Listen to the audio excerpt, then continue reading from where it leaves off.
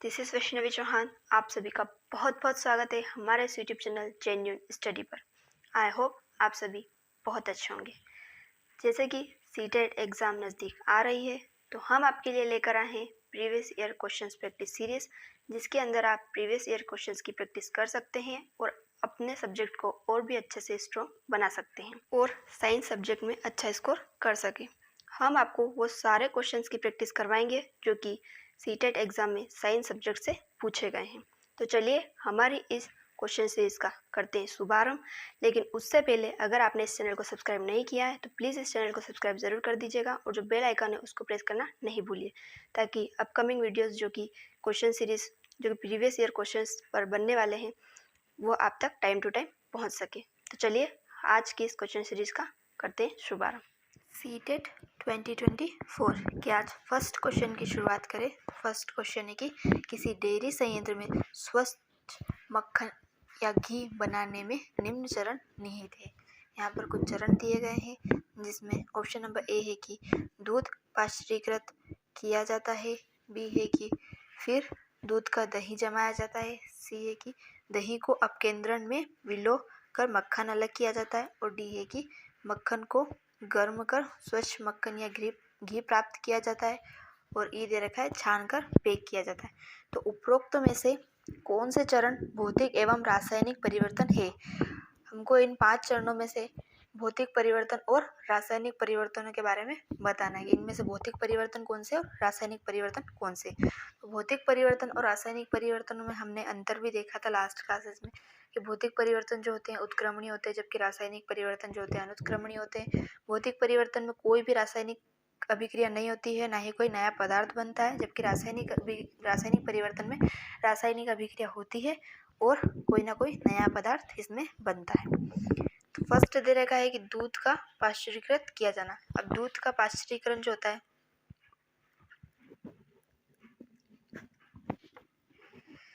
तो ये पाश्चुरीकरण का सिद्धांत देने वाले जो वैज्ञानिक है उनका नाम है लुई पाश्चर। अब दूध का पाश्चुरीकरण क्या होता है? तो इसमें जो होता है दूध को 62.8 डिग्री सेल्सियस तक 30 मिनट तक या फिर 71.7 डिग्री सेल्सियस तक 15 सेकेंड तक, अगर इन दोनों परिस्थितियों में से किसी एक तापमान पर अगर दूध को गर्म किया जाता है तो वही दूध का पाश्चुरीकरण कहलाता है। तो ये एक प्रकार का भौतिक परिवर्तन है। दूध का पाश्चुरीकरण जो है एक प्रकार का भौतिक परिवर्तन है। बी दे रखा है फिर दूध का दही जमाया जाता है। तो दूध से एक नया पदार्थ बन रहा है दही, जो कि एक प्रकार का रासायनिक परिवर्तन है, जो कि रासायनिक अभिक्रिया के फलस्वरूप बनता है। तो जो बी है वह एक प्रकार का रासायनिक परिवर्तन है। और सी दे रखा है कि दही को अपकेंद्रण में विलोकर मक्खन अलग किया जाता है। तो जो दही होता है उसको अपकेंद्रण में विलोकर मक्खन अलग किया जा रहा है, तो ये भी एक प्रकार का भौतिक परिवर्तन है। जबकि डी जो है मक्खन को गर्म कर स्वच्छ मक्खन या घी प्राप्त किया, यहाँ पर मक्खन को गर्म किया जा रहा है जिससे घी या स्वच्छ मक्खन प्राप्त किया जा रहा है, तो ये एक प्रकार का रासायनिक परिवर्तन है। जबकि डी है कि छान कर पैक किया जा रहा है, यहाँ पर भी कोई रासायनिक अभिक्रिया या कोई नया पदार्थ नहीं बन रहा है, तो मतलब कि ये भी एक प्रकार की भौतिक परिवर्तन है। तो यहाँ पर जो ए, सी और ई है वह हमारे भौतिक परिवर्तन है, जबकि बी और डी एक प्रकार के रासायनिक परिवर्तन है।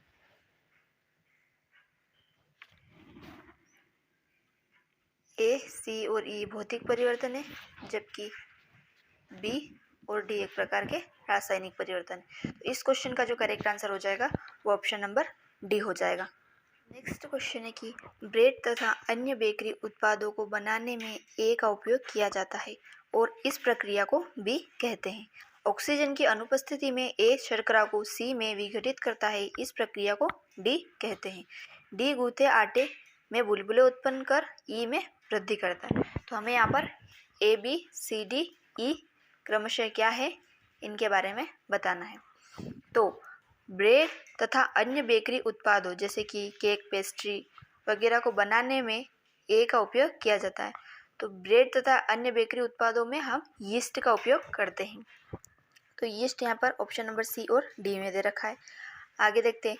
और इस प्रक्रिया को बी कहते हैं। यीस्ट द्वारा जो बेकरी उत्पाद बनाए जाते हैं या ब्रेड वगैरह बनाए जाते हैं उस प्रक्रिया को किण्वन कहते हैं। तो किण्वन भी दोनों ऑप्शन में है।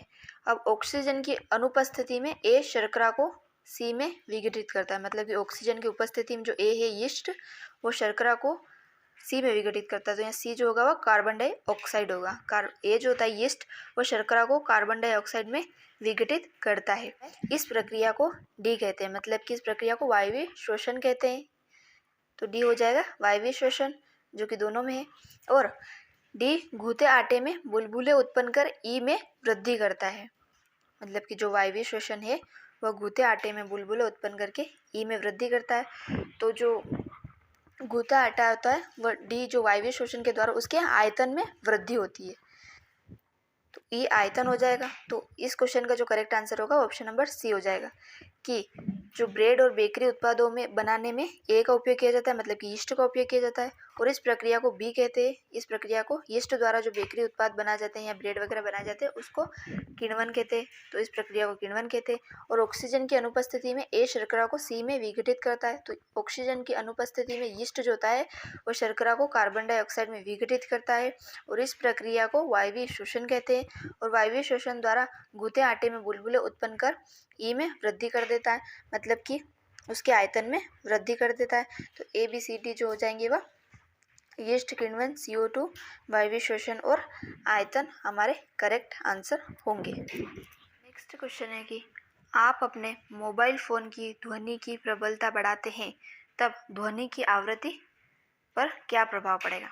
मतलब कि अगर हम अपने मोबाइल फ़ोन की ध्वनि की प्रबलता बढ़ाएंगे तो उस ध्वनि की आवृत्ति पर क्या प्रभाव पड़ेगा। उसकी आवृत्ति में वृद्धि होती है, उसकी आवृत्ति में कमी होती है, उसकी आवृत्ति समान रहती है या आंकी नहीं जा सकती। तो जो प्रबल ध्वनि होती है, ध्वनि की प्रबलता जो होती है, तो ऐसी ध्वनि जिसमें अधिक ऊर्जा होती है उसको हम प्रबल ध्वनि कहते हैं। ध्वनि की प्रबलता जो होती है वह, हमने लास्ट में भी इस टाइप का एक क्वेश्चन किया था कि ध्वनि की प्रबलता जो होती है वो उसके आयाम के वर्ग के समानुपाती होती है, जबकि ध्वनि की आवृत्ति जो होती है ध्वनि की तारत्व पर निर्भर करती है। तो अगर हमें प्रबलता बढ़ानी है तो हमें उसके आयाम में वृद्धि करनी होगी, जबकि हमें अगर तारत्व बढ़ाना है तो हमें उसकी आवृत्ति में वृद्धि करनी होगी। पर यहाँ पर पूछा गया है कि ध्वनि की प्रबलता बढ़ाते हैं तो ध्वनि की आवृत्ति पर क्या प्रभाव पड़ेगा। तो प्रबलता बढ़ाने पर ध्वनि की आवृत्ति पर कोई प्रभाव नहीं पड़ेगा, ध्वनि की आवृत्ति जो होगी वह समान रहेगी। अगर यहाँ पर पूछा जाता है कि ध्वनि के आयाम पर क्या प्रभाव पड़ेगा तो वहाँ ध्वनि के आयाम में भी वृद्धि होगी, क्योंकि ध्वनि का आयाम बढ़ाने पर ही ध्वनि की प्रबलता में वृद्धि होगी, जबकि ध्वनि की आवृत्ति बढ़ाने पर ध्वनि के तारत्व में वृद्धि होती है। तो इस क्वेश्चन का जो करेक्ट आंसर होगा वो ऑप्शन नंबर सी होगा। नेक्स्ट क्वेश्चन है कि धातु X, धातु Y तथा Z को क्रमशः उसके लवणीय विलयनों से विस्थापित करती है। धातु Y धातु W को उसके लवणीय विलयन से विस्थापित करती है, किंतु Z धातु W को उसके लवणीय विलयन से विस्थापित नहीं करती। सर्वाधिक तथा न्यूनतम अभिक्रियाशील धातुएं हैं, मतलब हमको यहाँ पर एक तो सबसे ज़्यादा अभिक्रियाशील धातु और एक सबसे कम अभिक्रियाशील धातु के बारे में बताना है। तो जो धातु X है वह धातु Z और Y को दोनों को उसके लवणीय विलयन से विस्थापित कर रही है, मतलब कि X जो है वह Y और Z दोनों से अधिक अभिक्रियाशील है। अब यहाँ पर धातु Y धातु W को उसके लवणीय विलयन से विस्थापित करती है। तो जो Y है वह W से अधिक अभिक्रियाशील है, और यहाँ पर दे रखा है कि किंतु Z धातु W को उसके लवणीय विलयन से विस्थापित नहीं करती, मतलब कि Z जो है वो W को उसके लवणीय विलयन से विस्थापित नहीं कर सकती, क्योंकि W जो है वह Z से अधिक अभिक्रियाशील है। इसी कारण जो Z है वह W को विस्थापित नहीं कर पा रहा है। तो इसका मतलब ये है कि W जो है वह Z से भी अधिक अभिक्रियाशील है।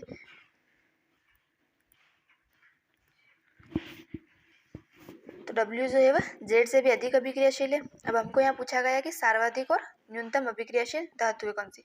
तो सबसे ज़्यादा जो अभिक्रियाशील धातु है वह X है, जो कि सभी को उसके लंबी विलयन से विस्थापित करने का सामर्थ्य रखती है, जबकि जो सबसे कम अभिक्रियाशील धातु है वह Z है। तो हमारा जो आंसर है वह ऑप्शन नंबर बी है, X और Z। सबसे अधिक अभिक्रियाशील और सबसे निम्न अभिक्रियाशील धातु X और Z है। नेक्स्ट क्वेश्चन है कि निम्न सारणी में 3 अमिश्रणीय द्रवों X, Y और Z के द्रव्यमान तथा आयतन दिए गए हैं। उनके द्रव्यमान और आयतन यहाँ पर दिए गए हैं। मास और वॉल्यूम। X का द्रव्यमान है 4 जबकि आयतन है 1, Y का द्रव्यमान है 8 जबकि आयतन है 10 और Z का द्रव्यमान है 6 जबकि आयतन है 3। द्रवों की समान मात्रा 5 मिलीलीटर जल से भरी एक परख नली में डाली गई। परख नली में ऊपर से नीचे द्रवों का क्रम क्या होगा जब जल का घनत्व 1 ग्राम पर सेंटीमीटर क्यूब दे रखा है। जल का जो घनत्व दे रखा है वह 1 ग्राम पर सेंटीमीटर क्यूब दे रखा है। तो एक परख नली है जिसमें हमें जल के साथ साथ 3 द्रवों के बारे में बताना है कि उनकी स्थिति इस परख नली में कहाँ होगी। हमें ऊपर से नीचे की तरफ इनकी स्थिति बताना है। तो लास्ट क्वेश्चन भी हमने ऐसा ही किया था कि उसमें जिसका घनत्व सबसे कम होता है वह सबसे ऊपर रहेगा और जिसका घनत्व सबसे अधिक होगा वह सबसे नीचे रहेगा। तो यहाँ पर हमें जल का घनत्व तो दे रखा है। अब हम X का घनत्व निकालते हैं। X का घनत्व X की डेंसिटी बराबर होता है मास अपॉन वॉल्यूम। तो मास दे रखा है 4, द्रव्यमान और आयतन या वॉल्यूम दे रखा है 1। तो इसका आंसर आ जाएगा 4 ग्राम पर सेंटीमीटर क्यूब। अब सेकेंड निकालना है Y का। Y का मास दे रखा है 8 और वॉल्यूम दे रखा है 10। तो इस प्रकार से 0.8 ग्राम पर सेंटीमीटर क्यूब इसकी डेंसिटी निकलेगी। और जो Z है उसका मास दे रखा है 6 और जो आयतन दे रखा है वह 3। तो 2 ग्राम पर सेंटीमीटर क्यूब इसकी डेंसिटी निकलेगी। अब यहाँ पर देखना है कि सबसे कम घनत्व किसका है। तो यहाँ पर सबसे कम घनत्व, सबसे कम डेंसिटी है वह Y की है। तो इसका मतलब जो परख नली है उसमें सबसे ऊपर जो रहेगा Y रहेगा, क्योंकि इसका घनत्व सबसे कम है। फिर Y के बाद किसका घनत्व सबसे कम है, तो जल का घनत्व सबसे कम है। तो Y के बाद जो रहेगा वह जल रहेगा। और जल के बाद जो Z है उसका घनत्व सबसे कम है, जब 2। तो जल के बाद जो Z है वह रहेगा और सबसे लास्ट में रहेगा X, क्योंकि उसका घनत्व सबसे अधिक है, इसलिए वह परख नली में सबसे नीचे रहेगा। तो यहाँ पर आ जाएगा X। तो ये ऊपर से नीचे के क्रम में एक परख नली में द्रवों का क्रम है। सबसे पहले Y रहेगा, फिर जल रहेगा, फिर Z रहेगा और फिर X रहेगा। तो हम ऑप्शन देखते हैं। ऑप्शन नंबर ए दे रखा है, सबसे पहले Y, फिर जल, फिर Z, फिर X। तो ये हमारा करेक्ट आंसर होगा, क्योंकि यह इनके घनत्व के आधार पर एक परख नली में इनकी स्थिति है। जिसका घनत्व सबसे कम होगा वह द्रव में सबसे ऊपर रहेगा, जबकि जिसका घनत्व सबसे अधिक होगा वह सबसे नीचे रहेगा। नेक्स्ट क्वेश्चन है कि ऊष्मा के स्थानांतरण के माध्यम के संदर्भ में निम्न में से कौन सा कथन सत्य नहीं है। ए दे रखा है कि संवहन केवल द्रवों एवं गैसों में होता है। बी दे रखा है कि गैसों में विकिरण नहीं हो सकता। सी दे रखा है कि चालन गैसों में हो सकता है। और डी दे रखा है कि ऊष्मा का स्थानांतरण एक से अधिक माध्यमों में एक साथ हो सकता है। तो जो ऊष्मा के स्थानांतरण की 3 विधियां हैं, एक है चालन, एक है संवहन और एक है विकिरण। चालन जो होता है वह ज़्यादातर ठोसों में होता है। इसमें जो कण होते हैं वह बिना गति किए एक कण से दूसरे कण में ऊर्जा स्थानांतरित करते रहते हैं, ऊष्मा स्थानांतरित करते रहते हैं, और इस प्रकार से इसमें ऊष्मा स्थानांतरण की प्रक्रिया संपन्न होती है। जैसे कि ठोस लोहे की छड़, इसके अंदर जो कण होंगे वह बिना गति किए एक कण से दूसरे कण में ऊष्मा स्थानांतरित करेंगे, और इस प्रकार से इस पूरी ठोस लोहे की छड़ में ऊष्मा का स्थानांतरण हो सकेगा।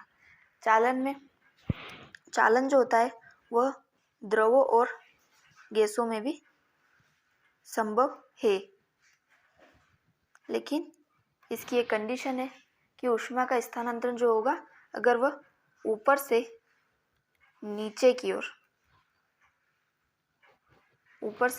ओर अगर ऊष्मा का स्थानांतरण होता है तो वह द्रवों एवं गैसों में भी संभव है। जबकि सेकेंड जो विधि है संवहन, तो ये संवहन जो होता है केवल और केवल द्रव और गैसों में संभव है। इस संवहन जो होता है केवल द्रव और गैसों में संभव है। इसमें पदार्थ के कण ऊष्मा स्रोत से ऊष्मा लेकर अन्य भागों में चले जाते हैं तथा उनके स्थान पर दूसरे कण ऊष्मा लेने आ जाते हैं। जैसे कि पानी का गर्म होना, तो उसमें एक पतीले में पानी गर्म हो रहा है, तो जो नीचे के कण होंगे वह गर्म होकर ऊपर चले जाएंगे और ऊपर के कण नीचे आ जाएंगे। इस प्रकार से इसमें जो कण होते हैं वह गति करके ऊष्मा का स्थानांतरण करते हैं। नेक्स्ट है विकिरण। तो जो विकिरण है यह केवल गैसों में होता है, केवल। जैसे कि सूर्य से पृथ्वी पर ऊष्मा का स्थानांतरण, सूर्य जो होता है उससे पृथ्वी पर ऊष्मा का स्थानांतरण जो होता है वह विकिरण द्वारा ही संपन्न। विकिरण जो है इसमें कणों का उपयोग किए बिना विद्युत चुंबकीय तरंगों के माध्यम से ऊष्मा स्थानांतरित होती है। जो विकिरण है उसमें कणों का उपयोग किए बिना विद्युत चुंबकीय तरंगों के द्वारा ऊष्मा का स्थानांतरण होता है। अब जो ऊष्मा स्थानांतरण की सबसे तेज विधि जो है वह विकिरण है, उसके बाद संवहन है, और सबसे धीमी विधि जो है ऊष्मा स्थानांतरण की वह चालन है। चालन द्वारा सबसे धीमा ऊष्मा का स्थानांतरण होता है, जबकि उससे ज़्यादा संवहन में, और सबसे तेज जो ऊष्मा का स्थानांतरण होता है वह विकिरण द्वारा होता है। तो इस क्वेश्चन का जो करेक्ट आंसर होगा वो ऑप्शन नंबर बी होगा, क्योंकि यहाँ पर पूछा गया है कि ऊष्मा के स्थानांतरण के माध्यम के संदर्भ में निम्न में से कौन सा कथन जो है वह सत्य नहीं है। यहाँ पर दे रखा है कि गैसों में विकिरण। क्वेश्चन है कि ए मुख्य ग्रंथि कहलाता है क्योंकि वह बी सी थायराइड और अधिवृक्क ग्रंथियों से हार्मोन के स्त्राव को नियंत्रित करता है। ए हार्मोन डी को भी स्त्रावित करता है, जिसका उत्पादन किशोर अवस्था में ई जाता है। A B C D E क्रमशः है। हमको इस क्वेश्चन में A B C D E के बारे में बताना है कि यह क्या है। तो ए मुख्य ग्रंथि कहलाता है क्योंकि वह बी सी थायराइड और अधिवृक्क ग्रंथियों से हार्मोन के स्त्राव को नियंत्रित करता है। तो हमारे शरीर में जो थायराइड और अधिवृक्क के हार्मोन के स्त्राव को नियंत्रित करती है वह केवल और केवल एक ग्रंथि जो कि पीयूष ग्रंथि है। तो पीयूष ग्रंथि एक तो ऑप्शन नंबर ए में दे रखा है और एक ऑप्शन नंबर डी में दे रखा है। पीयूष ग्रंथि जो होती है थायराइड और अधिवृक्क ग्रंथियों से हार्मोन के स्त्राव को नियंत्रित करता है। इसके साथ साथ वह अन्य ग्रंथियों को भी स्त्राव को नियंत्रित करता है, जैसे कि अंडाशय और वृषण।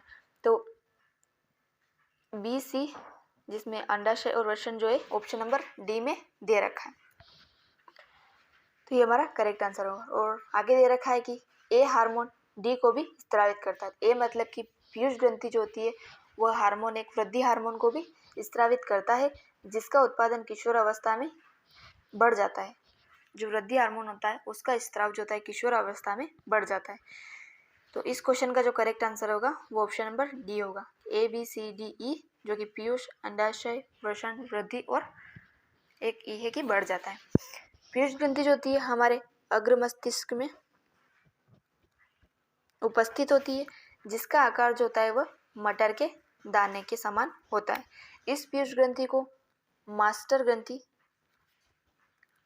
कहा जाता है, क्योंकि यह अन्य ग्रंथियों से निकलने वाले हार्मोन के स्त्राव को नियंत्रित करने का कार्य करती है, इसलिए इस ग्रंथि को मास्टर ग्रंथि कहा जाता है। और एक और ग्रंथि है हाइपोथैलेमस को हेड मास्टर ग्रंथि भी कहा जाता है। हाइपोथैलेमस को हेड मास्टर ग्रंथि के नाम से जाना जाता है। तो इस क्वेश्चन का जो करेक्ट आंसर होगा हमारा ऑप्शन नंबर डी हो जाएगा। क्वेश्चन है कि रीना वमन से पीड़ित है और भूख न लगने से पीड़ित है। चिकित्सक ने इसे जल के प्रदूषण से उत्पन्न एक विषाणु जनित रोग माना है। तो रीना पीड़ित है, मतलब कि रीना को कौन सी बीमारी हुई है। तो यहाँ दे रखा है तो वमन से पीड़ित है और एक उसको भूख भी नहीं लग रही है। फिर यहाँ पर दे रखा है कि जल के प्रदूषण से उत्पन्न एक वायरस जनित या विषाणु जनित रोग है। तो वह रोग है हिपेटाइटिस।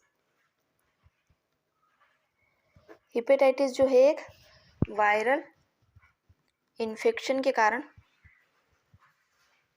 होने वाला रोग है, जो कि मुख्यतः हमारे लीवर से संबंधित होता है, मतलब कि एक प्रकार की लीवर या यकृत की बीमारी है। इसके अंदर जो लक्षण देखे जाते हैं वह है कि त्वचा और आंखों का पीला पड़ जाना, अत्यधिक थकान, वोमिटिंग, सूजन, भूख कम लगना, वजन का घटना आदि। ये सभी जो लक्षण है ये सभी हिपेटाइटिस के लक्षण है, जो कि एक वायरस जनित रोग है। तो इस क्वेश्चन का जो करेक्ट आंसर हो जाएगा वो ऑप्शन नंबर ए हो जाएगा। नेक्स्ट क्वेश्चन है कि कवक के संदर्भ में निम्न में से कौन से कथन सत्य है। एक दे रखा है कि वे पौधे हैं, सेकेंड वे प्रकाश संश्लेषण की प्रक्रिया संपन्न नहीं कर सकते, थर्ड सभी कवक एक कोशिकीय होते हैं, और फोर्थ कुछ कवक प्रतिजैविकों के उत्पादन में सहायता करते हैं। तो जो कवक होते हैं वह ऐसे पौधे होते हैं जो कि एक कोशिकीय या बहुकोशिकीय हो सकते हैं। नेक्स्ट, कवकों के अध्ययन को माइकोलॉजी कहा जाता है। कवक का अध्ययन को माइकोलॉजी या कवक विज्ञान कहा जाता है। और ये कवक जो होते हैं ये व्रतोपजीवी होते हैं। कवक ऐसे पौधे होते हैं जिनके अंदर पर्णहरित या क्लोरोफिल नहीं पाया जाता है।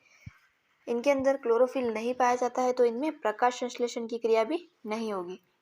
प्रकाश संश्लेषण की क्रिया भी इनमें नहीं होगी, जिसके कारण ये अपना भोजन स्वयं नहीं बना पाते। इसीलिए ये जो होते हैं मृत पदार्थों से अपना भोजन ग्रहण करते हैं, मृत अपघटनीय पदार्थों से अपना भोजन ग्रहण करते हैं, इसलिए इनको मृतोपजीवी पादप भी कहा जाता है। कवक जो होते हैं वह प्रतिजैविकों के निर्माण या एंटीबायोटिक के निर्माण में भी सहायता करते हैं, जैसे कि पेनिसिलिन। पेनिसिलिन जो है वह कवकों से प्राप्त की गई सबसे पहली प्रतिजैविक है, जिसको अलेक्जेंडर फ्लेमिंग ने प्राप्त किया था। सेकेंड है स्ट्रेप्टोमाइसिन, थर्ड नियोमाइसिन, टेरामाइसिन आदि। ये सभी कवकों से प्राप्त प्रतिजैविक हैं। यहाँ पर दे रखा है फर्स्ट कि वे पौधे होते हैं, तो ये तो बिल्कुल सत्य है कि कवक पौधे होते हैं। सेकेंड है कि वे प्रकाश संश्लेषण की प्रक्रिया संपन्न नहीं कर सकते, तो सही बात है क्योंकि उनमें क्लोरोफिल नहीं पाया जाता, जिसके कारण उनमें प्रकाश संश्लेषण की प्रक्रिया संपन्न नहीं होगी। थर्ड है कि सभी कवक एक कोशिकीय होते हैं, तो यह एक गलत कथन है, क्योंकि कवक जो होते हैं वह एक कोशिकीय तथा बहुकोशिकीय दोनों प्रकार के होते हैं। और फोर्थ दे रखा है कुछ कवक प्रतिजैविकों के उत्पादन में सहायता करते हैं, तो यह भी बिल्कुल करेक्ट है। तो इस क्वेश्चन का जो करेक्ट आंसर है वह फर्स्ट, सेकेंड और फोर्थ, ये हमारे करेक्ट आंसर है। इस क्वेश्चन का जो करेक्ट आंसर होगा वो ऑप्शन नंबर बी हो जाएगा। नेक्स्ट क्वेश्चन है कि निम्न कथनों को पढ़िए तथा सही विकल्प का चुनाव करिए। अभिकथन ए दे रखा है कि श्वेत रक्त कोशिकाएं रोग उत्पादक जीवों से लड़ने में सहायता करती है, और कारण आर दे रखा है कि एक श्वेत रक्त कोशिका अपना आकार बदल सकती है। तो हमारा ब्लड जो होता है वह हमारे ब्लड का 55% भाग जो होता है वह प्लाज्मा होता है, जबकि 45% जो होता है वह आरबीसी, डब्ल्यूबीसी और प्लेटलेट्स में बटा होता है। जो डब्ल्यूबीसी होती है श्वेत रक्त कणिका, जिनको ल्यूकोसाइट भी कहा जाता है। इस प्रकार से जो कोई भी बाहरी संक्रामक या रोगाणु शरीर में प्रवेश करता है तो यह अपने शरीर का आकार बदलकर उनके भक्षण करने का या उनको नष्ट करने का कार्य करती है और हमारे शरीर की रोगों से रक्षा करती है। तो इसमें अभिकथन ए दे रखा है कि श्वेत रक्त कोशिकाएं रोग उत्पादक जीवों से लड़ने में सहायता करती है। तो अभिकथन तो बिल्कुल सही है, और कारण दे रखा है कि एक श्वेत रक्त कोशिका अपना आकार बदल सकती है। तो अभिकथन सही है और जो कारण है वह भी उसकी सही व्याख्या कर रहा है। तो इस क्वेश्चन का जो करेक्ट आंसर हो जाएगा वह ए एवं आर दोनों सही है, और ए का सही स्पष्टीकरण आर है। ऑप्शन नंबर ए इस क्वेश्चन का करेक्ट आंसर है। और जो डब्ल्यूबीसी होती है उसका जीवन काल जो होता है वह 2 से 4 दिनों का होता है। नेक्स्ट क्वेश्चन है कि निम्नलिखित में से सही कथन का चुनाव करिए। ऑप्शन नंबर ए दे रखा है कि जिंक एल्यूमिनियम से अधिक सक्रिय है। बी दे रखा है कॉपर फेरस सल्फेट से आयरन को विस्थापित कर सकता है।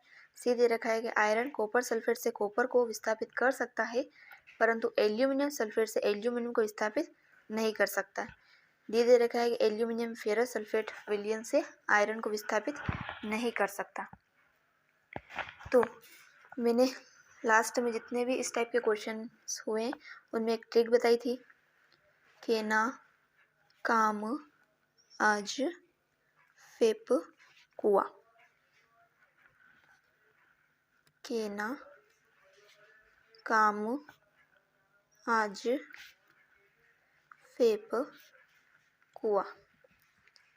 इस प्रकार की ट्रिक से आप इस टाइप के क्वेश्चन को सॉल्व कर सकते हैं।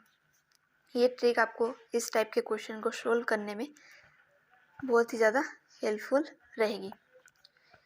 यहाँ पर दे रखा है कि जिंक एल्यूमिनियम से अधिक सक्रिय, ये जो क्रम है ये अधिक सक्रिय से कम सक्रियता की ओर धातुओं का घटता क्रम है। मतलब कि जो पोटेशियम है वह सोडियम से अधिक अभिक्रियाशील है, और जो सोडियम है वह कैल्शियम से अधिक अभिक्रियाशील है। इस प्रकार सबसे अधिक अभिक्रियाशील जो है वह पोटेशियम है, जबकि सबसे कम अभिक्रियाशील जो है वह गोल्ड है। तो potassium, sodium, calcium, magnesium, aluminium, zinc, iron, lead, copper और सिल्वर और गोल्ड, तो ये धातुओं की अभिक्रियाशीलता का एक घटता हुआ क्रम है।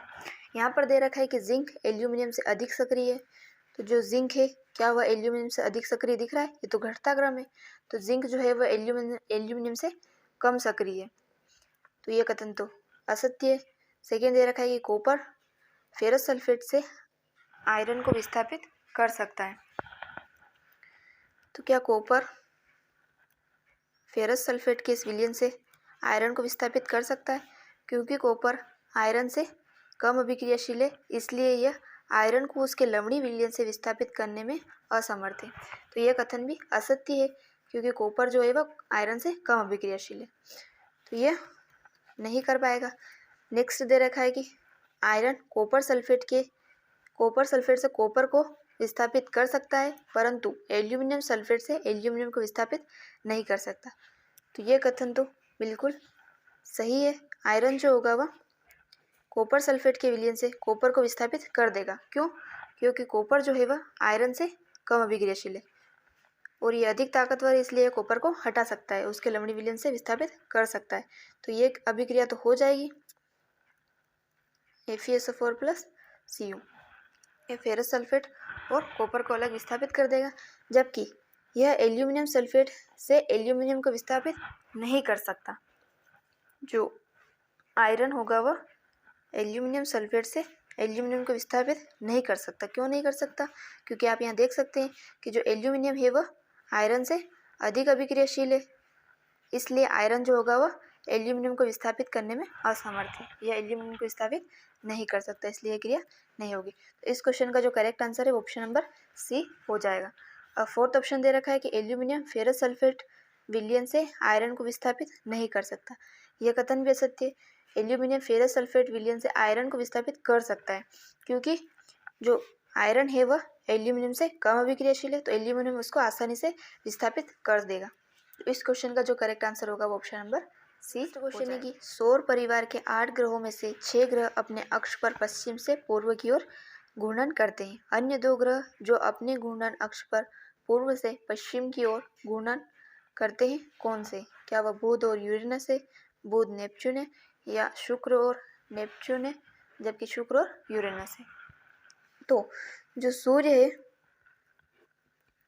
उससे बढ़ती दूरी के क्रम में जो आठ ग्रह है वह बुध, शुक्र, पृथ्वी, मंगल, बृहस्पति, शनि, अरुण और वरुण।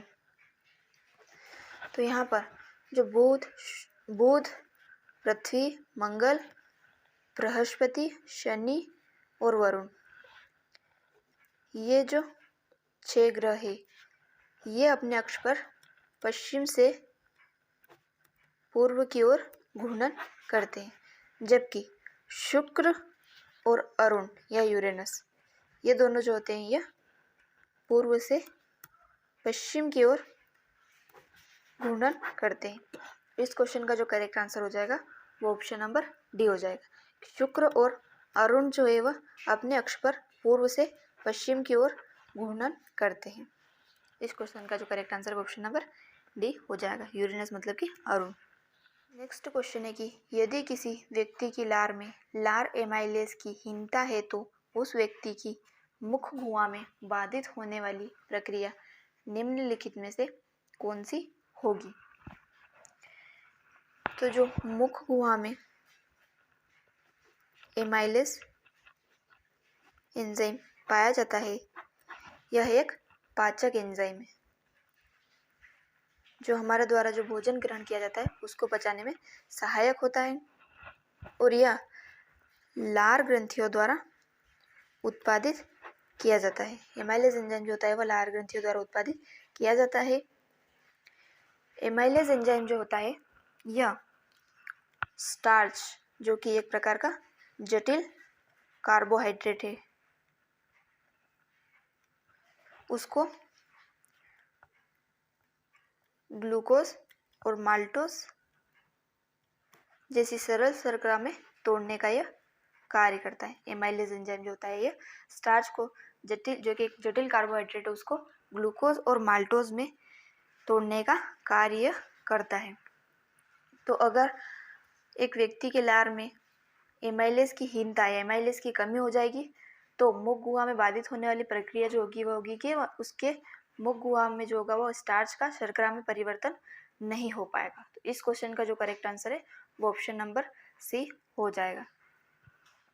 नेक्स्ट क्वेश्चन है कि निम्नलिखित में से कौन से जंतु कोशिका के 4 संघटक है? ऑप्शन नंबर ए दे रखा है कि कोशिका झिल्ली, कोशिका द्रव्य, केंद्रक या रिक्तिका। बी दे रखा है कोशिका झिल्ली, कोशिका भित्ति, कोशिका द्रव्य या केंद्रक। सी दे रखा है कि कोशिका झिल्ली, हरित लवक, कोशिका द्रव्य या केंद्रक। और डी दे रखा है कि कोशिका झिल्ली, कोशिका भित्ति, हरित लवक या रिक्तिका। तो जो प्लांट सेल्स होती है, प्लांट सेल और एनिमल सेल, इनमें जो मुख्य अंतर होता है कि प्लांट सेल में जो होती है वो सेल वॉल या कोशिका भित्ति जो होती है वो पाई जाती है, जबकि एनिमल सेल में कोशिका भित्ति नहीं पाई जाती है। नेक्स्ट जो अंतर होता है कि इनके अंदर जो होता है वो क्लोरोप्लास्ट पाया जाता है, हरित लवक इनके अंदर पाया जाता है, जबकि एनिमल सेल्स में क्लोरोप्लास्ट अब्सेंट होता है, नहीं पाया जाता है। थर्ड है कि इनके अंदर जो गोल्जी बॉडी होती है या गोल्जी काय होते हैं वह छोटे छोटे आकृति के होते हैं जिनको डिक्टियोसोम कहा जाता है, जो कि पूरी पादप कोशिका में बिखरे होते हैं। जबकि एनिमल सेल जो होती है उसके अंदर जो गोल्जी बॉडी होती है वो सुविकसित होती है और पाई जाती है। नेक्स्ट प्लांट सेल्स होती है उनके अंदर जो रिक्तिका वोक्यूल्स होती है वह बड़े आकार की होने के कारण जो केंद्रक होता है वह प्लांट सेल में थोड़ा परिधि होता है, जबकि एनिमल सेल्स जो होती है उनके अंदर केंद्रक बिल्कुल सेंटर में पाया जाता है। तो ये मुख्य इन दोनों में डिफरेंस है। तो यहाँ पर पूछा गया है कि जंतु कोशिका के 4 संघटक है, कोशिका झिल्ली, कोशिका द्रव, केंद्रक और रिक्तिका। तो यही इसका करेक्ट आंसर होगा। बाकी इसमें दे रखा है कोशिका भित्ति जो कि प्लांट्स एनिमल सेल में एब्सेंट होती है। यहाँ पर दे रखा है हरित लवक क्लोरोप्लास्ट जो कि एनिमल सेल में एब्सेंट होता है। यहाँ पर वापस कोशिका भित्ति जो कि एनिमल सेल में एब्सेंट होती है। इस क्वेश्चन का जो करेक्ट आंसर होगा वो ऑप्शन नंबर ए हो जाएगा।